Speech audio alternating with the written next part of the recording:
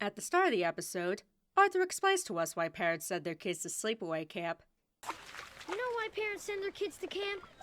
For punishment. To be honest, I would have said it was so the parents could have wild sex on all the furniture with the kids out of the house for a whole week, or even a whole month. But for punishment is also a valid answer, I guess.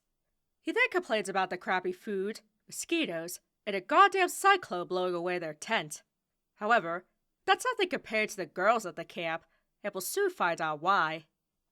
On the day of his departure, almost everyone around Arthur is frozen in time, while his dad tells him to write back home every day. His mom even conveniently has a stack of postcards all stamped and addressed for him to take.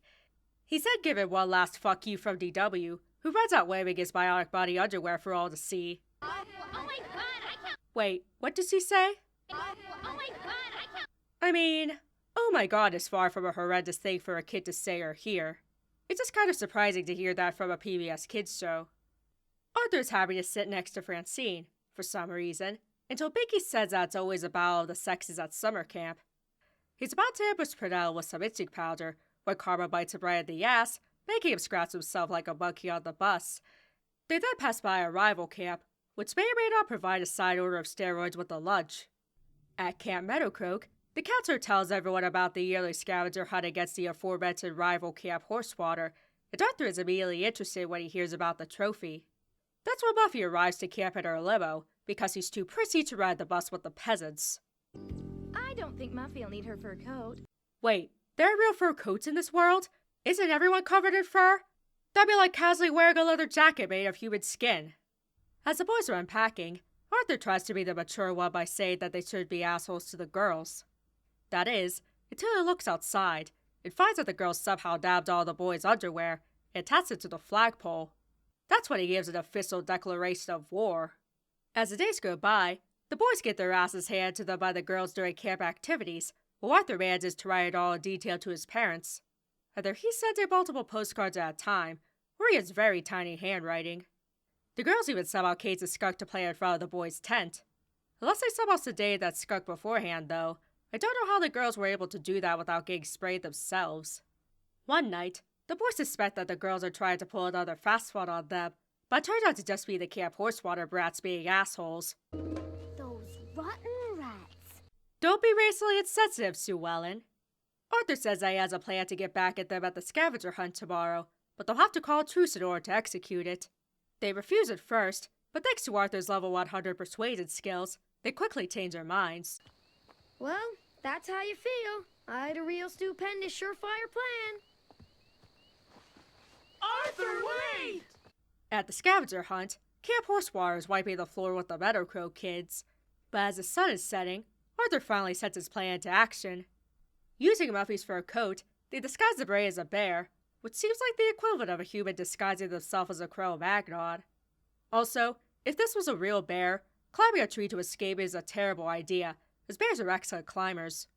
The kids trick their rivals into throwing all their loot, and suddenly daylight as the beret runs to the finish line. Arthur delivers a final item on the list, a postcard, and writes to his family that he wants to come back next year. Sadly, he won't be getting his wish. This time, Arthur is excited about going to camp. That is, until DW walks him in time with the music, singing about how they're going on a family vacation. Guess what, Arthur? You can't go to camp. You can't go to camp. We're going on vacation. We're going on vacation. We're going on vacation. Arthur tries his damnedest to get his parents to let him go to camp, but to no avail. Meanwhile, DW's insistent on bringing her giant inflatable shark pool toy. Sharky wants to come too. Sharky wants to come too. Right before they leave for vacation, everyone confirms that none of them have to use the bathroom. Guess what DW has to do 5 minutes later? And because of her poorly timed bathroom break, the Reed family is stuck in traffic with a stinking baby. Gas chamber. Ah! Later, they stop at a diner for lunch, and are given the shitty Steph surprise. Meanwhile, DW somehow manages to mooch a burger off some tough-looking bikers, while the rest of the family has to make do with chocolate bars. Things go from bad to worse when the parents realize they lost Sharky to a cow truck. That's because instead of deflating Sharky and folding him into the trunk, they decide to tie her to the roof of the car, which they forgot to do. That's when DW forces them to take yet another detour, this time one that took hours, in order to get Sharky back. On the one hand, the parents are at fault for not securing the shark properly. On the other hand, indulging your daughter like this is why she's such a menace. Once again, because of DW's demands, the hotel thought that the Reeds were a no-show and gave the suite to another family. Mr. Reed is so upset by this, and by the Weird Al's office sign, that he turned into an Arthur clone for a split second. Now they're forced to stay in a room that may or may not have had someone murdered in it. That evening, DW is for some reason allowed to bring Sharky to the restaurant that's serving the lobster David Reed's been wet dreaming about. Unfortunately, the kids are thrilled about being served a giant red creepy crawly. And if that's not bad enough, their beach plans are cancelled thanks to the rain. Meanwhile, Mrs. Reed begins to question all of her life choices. Right when Arthur is about to give his sister a long overdue ass beating, however, he gets an idea. It turns out that there's a cow festival in town, rain or shine. Which is cute and all, but staying around a bunch of wet cows in the dung and mud doesn't sound very appealing. I can only imagine what it must smell like. It does, though, inspire the family to check out some lesser-known local attractions. DW then comes up with the bright idea to watch a scary shark movie, starring Mr. Sipple. I can't believe you chose this movie. Don't look at me. It was Sharky's idea. How the hell is DW allowed to bring this damn shark into so many places?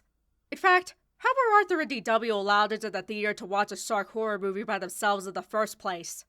Finally, the family gets to go to the beach, and Arthur gets to achieve his lifelong dream of burying DW alive. He then learns from Buster that summer camp wasn't necessarily all fun and games. Guess the grass really is greener sometimes. So what did we learn from these summer-themed episodes? A vacation is often what you make of it. Also, if you must bring a giant inflatable pool toy, just deflate the damn thing when you pack it up. It'll save you space and a lot of trouble.